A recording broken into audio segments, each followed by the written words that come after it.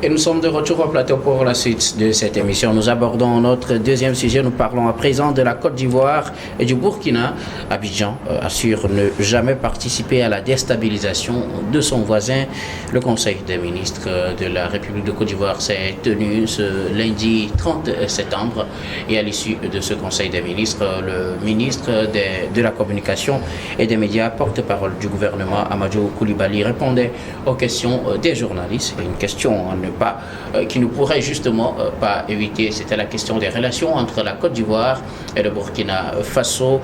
Et on lui a demandé de répondre justement aux dernières accusations ou aux multiples accusations du Burkina, incitant souvent la Côte d'Ivoire dans des affaires des tentatives de déstabilisation.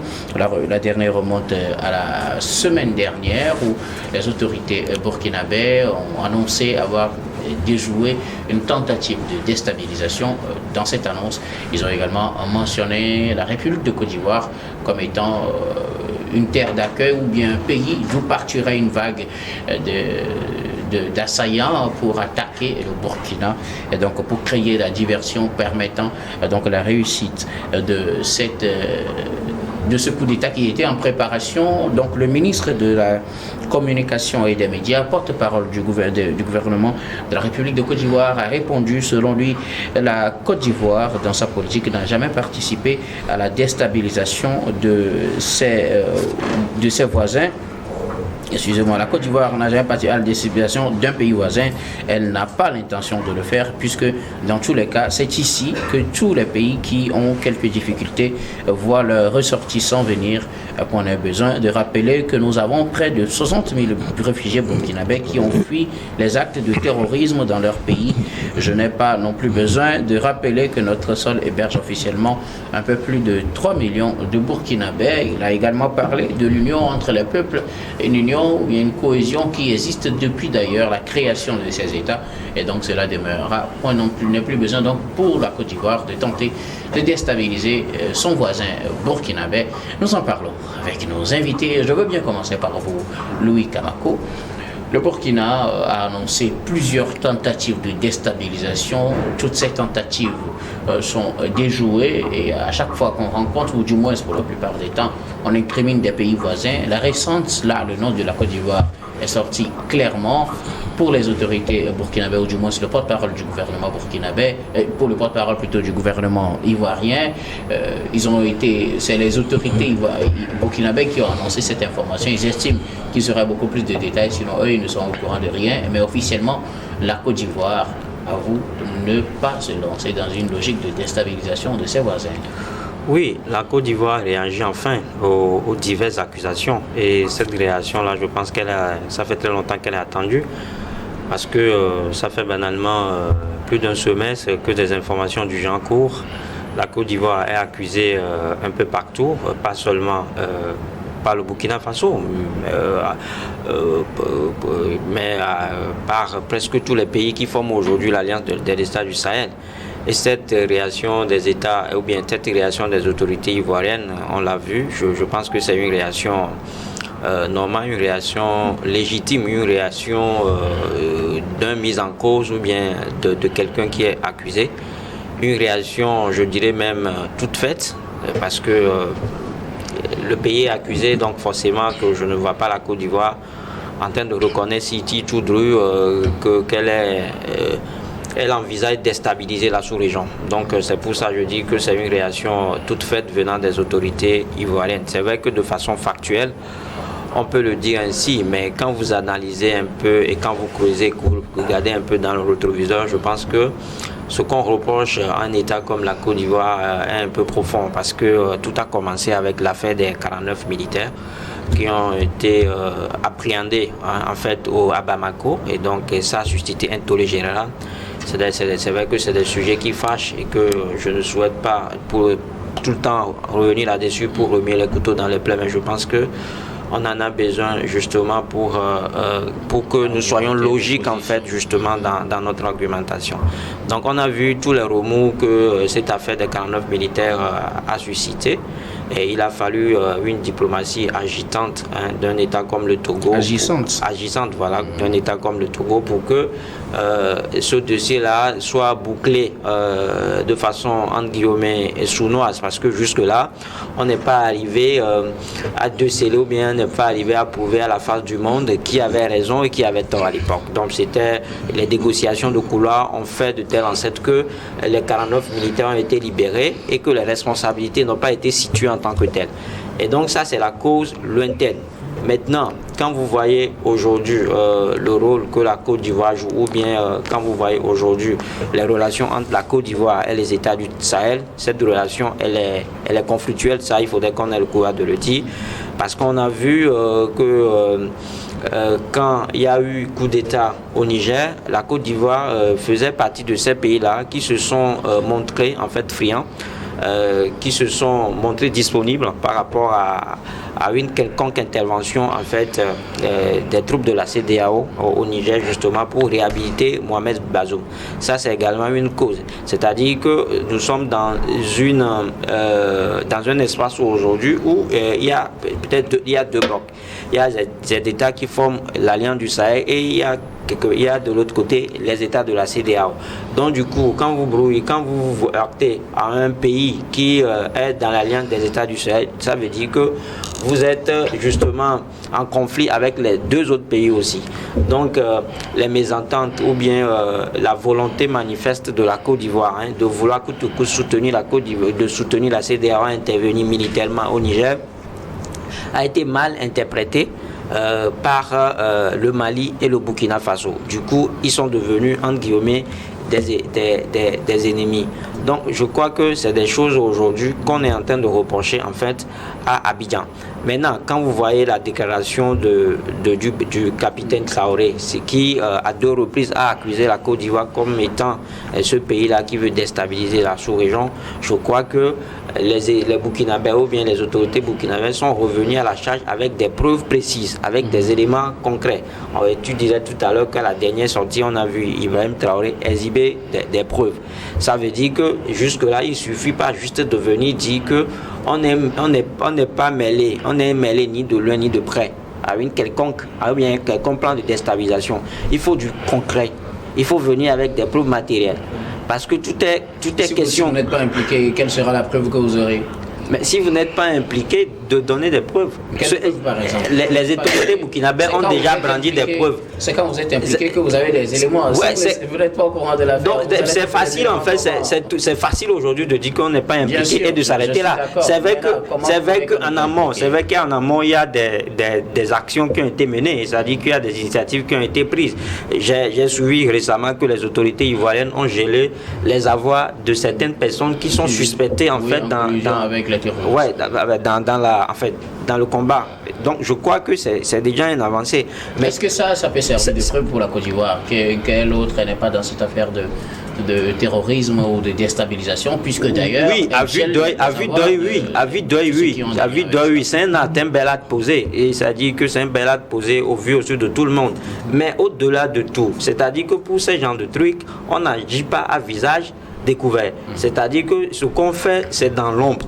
Et c'est pourquoi on parle des gens qui souvent sont tapis dans l'ombre.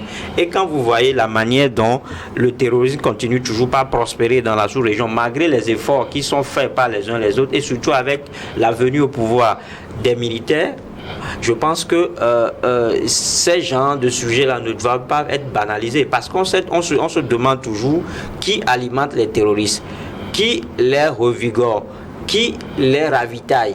Où est-ce qu'ils trouvent les armements plus sophistiqués à chaque fois qu'ils sont combattus en fait dans les pays du Sahel. C'est-à-dire qu'à chaque fois qu'ils sont combattus, ils reviennent plutôt en renfort. Ça veut dire que quelque part, ils ont une base aérienne là où ils se ravitaillent. Maintenant, vous faites juste la situation et vous connaissez la géopolitique et vous allez me dire où est-ce que ces terroristes-là sont ravitaillés? Pourquoi est-ce que un pays comme le Togo, par exemple, n'est pas doté? Pourquoi est-ce que un pays, par exemple, comme le Sénégal, n'est pas cité? Logiquement, est-ce que c'est une raison? Non, mais jusque-là, je pense que ce sont des hypothèses que nous posons. C'est pas, je dis que ce sont des hypothèses que nous posons. Mais nous pouvons nous poser la question, pourquoi est-ce que le Togo n'est pas cité comme étant celui-là qui veut déstabiliser le Burkina? Pourquoi est-ce que le Sénégal... Non, pourquoi est-ce que le Sénégal n'est pas cité comme étant celui-là qui veut déstabiliser le Sénégal? Ça veut dire que le Sénégal est coupable? Si ceux qui accusent ont des preuves, ça veut dire que le Sénégal est coupable. Justement, je reviendrai à vous pour parler des preuves. Je reviendrai à vous. Espérons qu'on ait assez de temps pour que vous puissiez beaucoup plus développer. Thierry Afanouke, la Côte d'Ivoire, faire une sortie officielle sur cette affaire de déstabilisation du Burkina Faso. Le porte-parole du gouvernement ivoirien a déclaré que la Côte d'Ivoire n'a pas cette intention de déstabiliser ses voisins. Alors, toute autre déclaration m'étonnerait. Vous savez, l'inimitié entre le Burkina et la Côte d'Ivoire ne date pas d'aujourd'hui, puisque beaucoup disent aujourd'hui que le problème du Burkina, je veux parler de l'assassinat de Thomas Sankara, que quelque part la Côte d'Ivoire serait impliquée. Donc vous comprenez que les deux pays, le procès Sankara, les deux pays s'accusent mutuellement. Il y a encore quelques années, c'est la Côte d'Ivoire qui accusait le Burkina d'entretenir, voilà, et ça, au moins, c'était officiel. Mais écoutez, ce que disent aujourd'hui les autorités burkinabées, c'est aussi officiel. Oui. Ah oui, puisque les noms des personnes citées dans cette tentative-là, certains se retrouvent bien évidemment en Côte d'Ivoire. Et quand lui disait que le Togo n'est pas cité, mais il y a également certaines de ces personnalités qui se retrouvent aussi au Togo. Donc, si vous savez que... Mais arrêtez que je vous pose cette question avant que vous le continuez. Oui. Si quelqu'un qui est cité parmi les complices se retrouve dans un pays, est-ce que ce pays est complice automatiquement? Oui, mais puisque... Parce que attendez, parce que avant que Damiba ne quitte le Burkina pour le Togo, je veux bien croire qu'il y a eu des négociations. On s'est entendu sur un certain nombre de choses. Écoutez, nous acceptons de vous accueillir, mais à condition que Bien sûr. Et quand vous êtes dans un pays en exil et que vous êtes dans ce pays, on continue pas à croire que vous planifiez, vous fomentez des choses contre votre pays, il y a de quoi d'origine, il y a de quoi s'inquiéter, il y a de quoi à suspecter que ce pays-là cautionne ce qui se passe. Sans quoi, dans ce dossier. Mais vous savez, attendez, vous savez, tout est question de stratégie, parce que attendez, parce que vous n'êtes pas sans savoir que aujourd'hui les pays de l'AES sont pleinement en discussion avec le Togo. Et non seulement ça, le Togo est venu en appui ou en aide et à pas mal de pays de l'AES qui étaient à un moment donné en difficulté avec la communauté internationale. Donc il faut aller pas à pas. Peut-être que la menace venant du Togo n'est pas aussi inquiétante que venant de la Côte d'Ivoire, parce que au niveau de la Côte d'Ivoire, il y a pas mal de Burkinabés. Le ministre là d'ailleurs si bien dit. Et il y a des ponts des anciens régimes, beaucoup qui sont là-bas plus qu'au Togo. Donc le coup pourrait vite partir du Burkina, de la Côte d'Ivoire que du Togo. Donc il y a à ce que... ou juste une analyse? Non, mais bon, j'analyse les faits. Et j'analyse les faits et les arguments. Et les arguments que j'avance sont soutenus. Parce que non, attendez. Donc ce qui se passe aujourd'hui, c'est que si la Côte d'Ivoire veut jouer franc jeu avec le Burkina, les noms sont cités. Peut-être il peut mettre, la Côte d'Ivoire, bien sûr, peut mettre ces personnalités là ou ces personnes citées là à la disposition de la justice burkinabé. Et là, on va clarifier les choses. En tout cas, dans le dernier dossier, on a dit qu'une vague viendra. Je ne sais pas si on a listé tout ce qui constitue... Bon, là, c'est tellement que l'affaire est en instruction. Donc, on attend de voir ce que ça va donner. Et puis, vous savez que jusqu'aujourd'hui, il y a toujours ce débat ou ce conflit-là entre les pays de l'AES et les pays de la CEDEAO. Et jusqu'à aujourd'hui, au niveau de la CEDEAO, on ne croit pas véritablement à l'existence de l'AES. Ils ont toujours espoir que les 3 pays en question là vont revenir à la maison. Mais ces pays ont dit net jusqu'à aujourd'hui. Donc, tout est question de rapport de force. Et donc, il y a de quoi que la Côte d'Ivoire puisse montrer véritablement patte blanche dans cette affaire-là si elle n'a rien à se reprocher. Alors, la déclaration du ministre de la Communication, c'est pas suffisant? C'est pour cela que j'ai dit que autre déclaration que celle que le ministre a fait la fois dernière m'étonnerait. Donc pour vous, c'est pas suffisant? C'est pas suffisant. Merci beaucoup. Je reviendrai à vous tout à l'heure, puisqu'il y en a d'autres d'ailleurs qui n'ont pas fait de déclaration dans ce sens. Prosper Agboklou, la Côte d'Ivoire a réagi officiellement à ces accusations de déstabilisation du Burkina selon les dernières informations sur la tentative de coup d'État déjouée par les autorités burkinabées.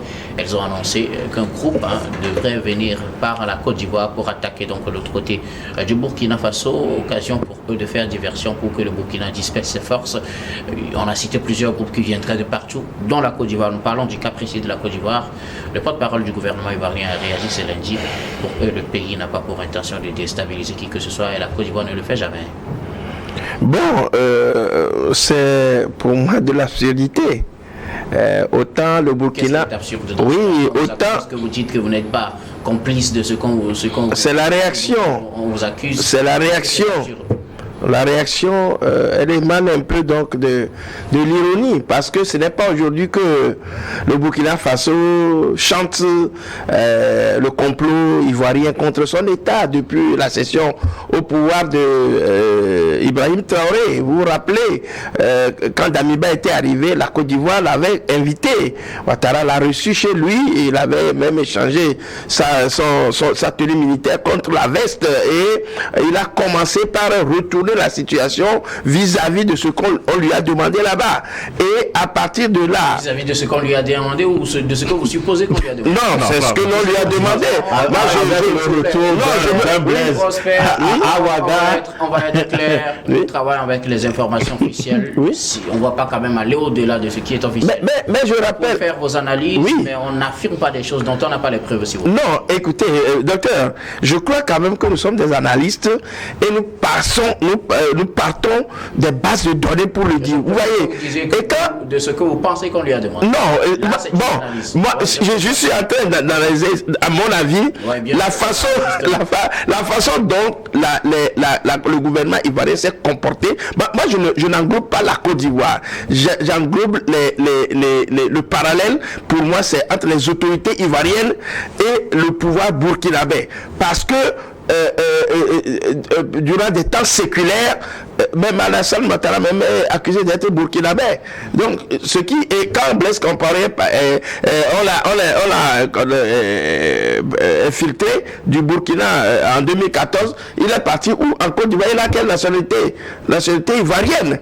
On lui a accordé la nationalité, alors que ce monsieur est déjà sur le coup d'une accusation de l'assassinat de Thomas Sankara. On ne s'est pas plaint de cela. On lui a accordé rapidement la nationalité ivoirienne. Oui, justement, ça c'est des antécédents. Oui. Est-ce que c'est une raison aujourd'hui qui étaye l'argument selon lequel la Côte d'Ivoire est forcément derrière cette tentative de déstabilisation? Enfin, moi, c'est ce que je considère. Donc, si vous avez déjà un antécédent avec quelqu'un, tous les malheurs de cette personne, c'est vous qui êtes... Ça peut... docteur Guillaume, je vais vous dire, il faut être prudent dans la vie. Quelqu'un qui ne vous aime pas aujourd'hui et qui vous déclare... Il ne vous aimera jamais. S'il le fait, c'est pas hypocrisie. C'est pas hypocrisie. On prend dans le même sens que le Burkina n'aimera jamais la Côte d'Ivoire, puisque le Burkina, au moins, on sait qu'avait abrité un rebelle contre la Côte d'Ivoire. Ce que je dis...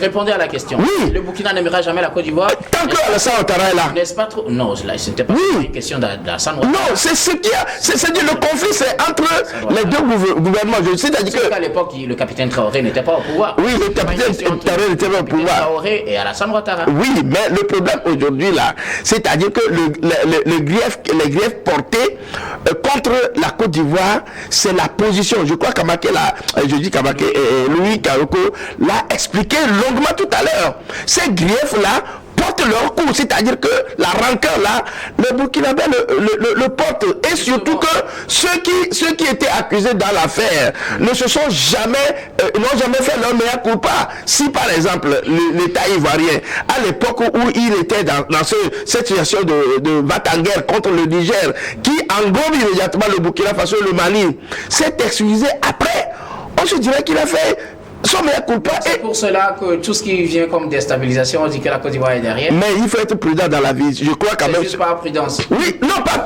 ils sont sûrs de ce qu'ils font. Puisque pour moi, quand Ibrahim Traoré vient au créneau, il ne fait pas de comme on appelle, de la magouille.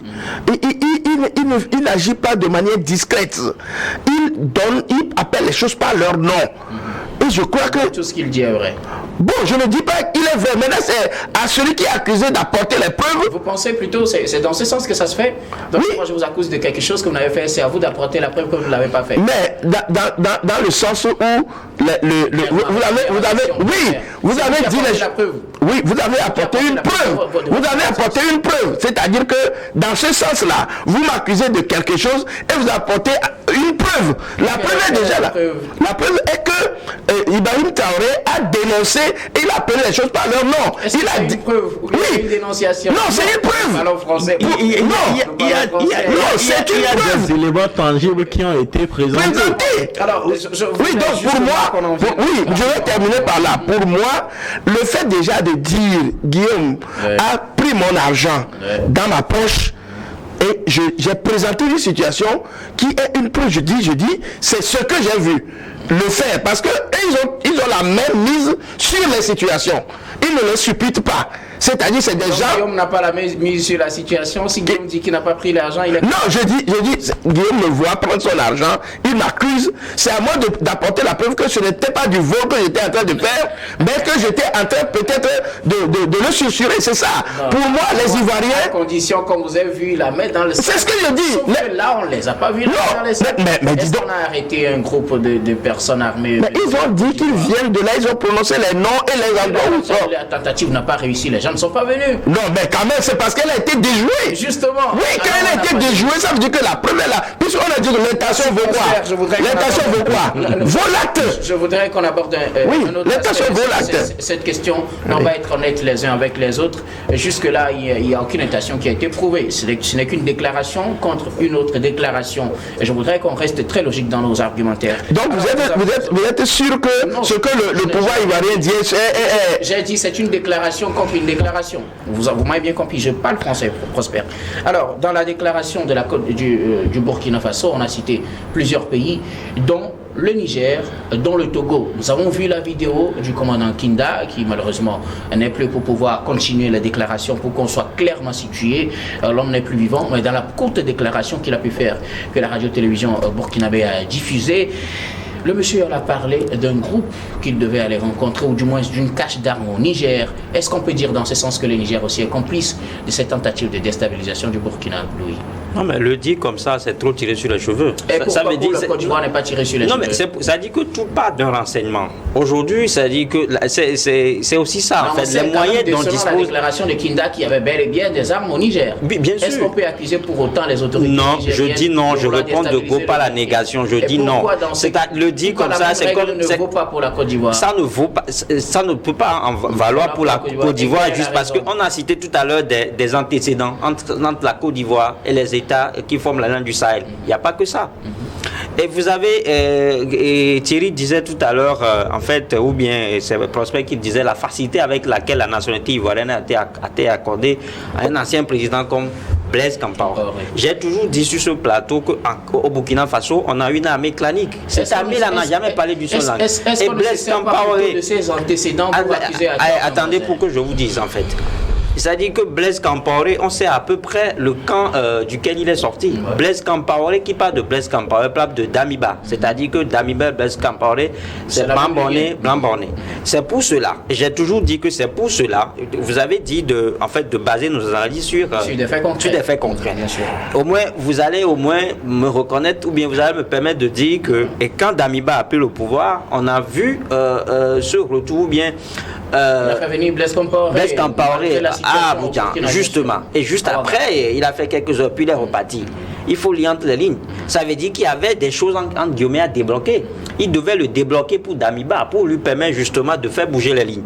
Et donc ça veut dire qu'aujourd'hui, Damiba n'est plus au pouvoir. Justement, Damiba n'est plus au pouvoir. Aujourd'hui, c'est Ibrahim qui a déposé Damiba. Donc ceux-là ont intérêt à ce que Traoré ne réussisse pas son coup, pour que Traoré n'atteigne pas en fait. C'est déjà un élément qui joue contre. C'est un élément qui joue aujourd'hui contre pas Blaise Compaoré, mais contre la Côte d'Ivoire qui héberge aujourd'hui. C'est la Côte d'Ivoire qui héberge aujourd'hui Blaise Compaoré. Alors je vous même la question que je posais à Thierry Afanouke tout à l'heure. Quand un pays abrite quelqu'un qui est en collision avec je crois t'avoir déjà répondu. Forcément, le pays est responsable. Je crois t'avoir. Je crois t'avoir répondu par la négation. Je dis que tout part d'un renseignement, tout part des services de renseignement que le Burkina Faso a à sa disposition. Et maintenant, la Côte d'Ivoire n'a pas de services de renseignement. Accuser tout le monde, c'est trop facile. C'est-à-dire que c'est peut-être un jeu d'amusement. C'est comme si on est devenu paranoïaque. La Côte d'Ivoire n'a pas de services de renseignement. La Côte d'Ivoire de services de renseignement, mais aujourd'hui, c'est pas la Côte d'Ivoire qui mène l'acte. Là, c'est plutôt la Côte d'Ivoire qui est accusée. Donc l'accusateur a raison, l'accusé a tort. Non, je ne dis pas que l'accusateur, c'est dire que la déclaration faite par la Côte d'Ivoire, c'est facile en fait. C'est facile à avaler. Qu'auriez-vous aimé que la Côte d'Ivoire? Mais je suis là. Qu'est-ce que vous auriez attendu de la Côte d'Ivoire au cas où elle ne serait pas responsable? Qu'est-ce que vous auriez attendu? La Côte d'Ivoire doit justement essayer de rencontrer les autorités burkinabées. Donc il faut qu'il y ait davantage les autorités. Non, attendez. Non, c'est une éventualité en fait. Okay. C'est-à-dire que, ou bien c'est une éventualité parmi tant d'autres. C'est arriver justement à rencontrer les autorités burkinabées parce qu'après tout, ce sont deux chefs d'État. Peu importe la manière dont il est venu au pouvoir, il demeure le président du Burkina Faso. Donc il faut que les deux présidents se parlent. Si la Côte d'Ivoire rencontre aujourd'hui le président burkinabé, ça y est, le capitaine Traoré, ça déculpabilise directement la Côte d'Ivoire. Mais ça c'est un début. N'est-ce pas trop facile? Non, mais n'est-ce pas trop facile? C'est également facile. C'est trop facile en fait d'aller. Il suffit juste qu'il rencontre l'autre. Non, il faut rencontrer. Est-ce qu'il rencontrer dit quoi? Je n'ai pas encore parlé du contenu de la rencontre. C'est-à-dire que Alassane Ouattara décide de rencontrer son homologue burkinabé et puis le pose à dire que montrez-moi, dites-moi pourquoi est-ce que vous nous accusez? Il faut que les deux présidents arrivent à se parler. Il faut qu'ils se regardent les yeux dans les yeux. Non, mais non, jusque-là, ce sont des balles qui se lancent à distance. Il faut certainement qu'ils se mettent ensemble pour justement discuter réellement de ce qu'on parle. C'est de ça qu'il est question. Si chacun reste dans son palais et lance des missiles à l'eau, je pense que ça ne va pas finir. D'autant plus que on a tous reconnu que la Côte d'Ivoire a des antécédents avec des États qui forment aussi l'alliance du Sahel. Il faut reconnaître que ces États aussi ont des antécédents. Voilà, et donc c'est pour ça que je dis que tout part du renseignement que le Burkina Faso dispose. Merci. Voilà. Vous savez, Guillaume. Très rapidement, ma question. Dans ce dossier, plusieurs États ont été cités. Pourquoi ce qui est valable pour ces États, dont le Togo, dont le Niger, n'est pas valable pour la Côte d'Ivoire? Alors, avant de répondre à votre question, je voulais vous faire observer ceci depuis la nuit des temps. Vous savez que le Togo a aussi, dans un passé récent, a toujours aussi accusé le Ghana d'héberger ou d'être une base arrière contre son pouvoir. Donc, est-ce que le fait d'héberger des opposants, voilà, donc ça voudrait dire que la menace est réelle et peut venir à tout moment. Et peut venir à tout moment. Donc, vous comprenez que quand aujourd'hui le Burkina, et puis attention, ce n'est pas n'importe qui a porté cette accusation. C'est le chef d'État burkinabé qui l'a fait. Ouais. Ça voudrait dire que l'affaire est prise. Voilà, l'affaire est prise au sérieux. Et quand vous voulez que cette présomption d'innocence puisse bénéficier aux autres pays, également notamment le Niger, je voulais vous faire observer que malheureusement les autorités nigériennes n'ont pas le contrôle total de leur territoire national. Ça voudrait dire quoi? Ça voudrait dire que la partie qui n'est pas contrôlée, c'est là qui a les armes. Forcément. Puisque aujourd'hui on parle des terroristes. Qu'en est-il du Togo alors? Mais le Togo, c'est pour cela que dans l'accusation, c'est la Côte d'Ivoire qui a été nommément citée. Justement. Le Togo, on n'a rien dit sur le Togo. Donc on attend de voir dans les... Voilà. Moi je crois que quand vous êtes en amitié avec quelqu'un, il est difficile de l'accuser. Oui, comme ça. La Côte d'Ivoire et le Burkina sont en conflit. Ça, il faut le reconnaître. Oui, donc ça, pour ça, il faut quand même le dire. Et puis, docteur, c'est vrai que nous parlons le français, mais le français se comprend, je vais le dire terre à terre, dans un concept donné. Les mots, ils sont dans tout le... Oui, voilà. La langue, mais les mots ont leur sens, je suis d'accord avec vous. Merci beaucoup. En tout cas, vous, moi, mon interrogation, c'était clairement de savoir si le fait de le dire et que l'autre dise non, est-ce que c'est déjà un argument pour dire que telle a raison ou telle a tort? On peut héberger quelqu'un chez lui, ne pas le soutenir dans ses mauvais... C'est ce que je voudrais juste comprendre. C'est ça. Merci beaucoup à vous de l'avoir compris finalement. Je n'ai l'intention de soutenir ni l'un ni l'autre. Merci en tout cas à vous. Nous allons marquer la pause pour le journal. On reviendra tout à l'heure pour la suite de cette émission.